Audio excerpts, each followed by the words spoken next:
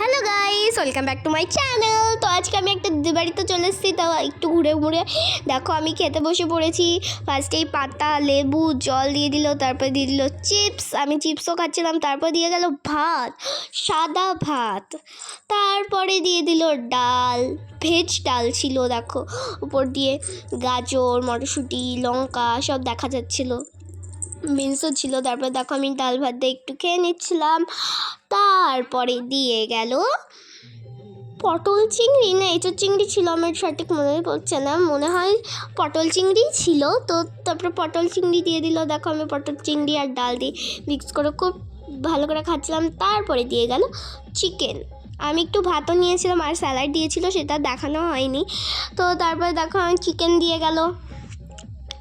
তারপরে চিকেন দিয়ে হওয়ার পরে দিয়ে গেল চাটনি, পাঁপড়।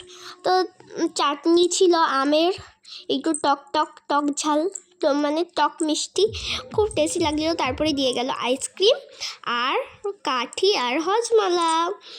তারপরে আমি দেখো বাইরে গিয়ে ওইটা খেয়ে নিয়েছিলাম। তো আজকের ভিডিওটা কেমন লাগলো অবশ্যই জানাবেন। আর ভিডিও ভালো লাইক, আমি শেয়ার করে সাবস্ক্রাইব করে দেখো আমি বাইরে এসে খাচ্ছি।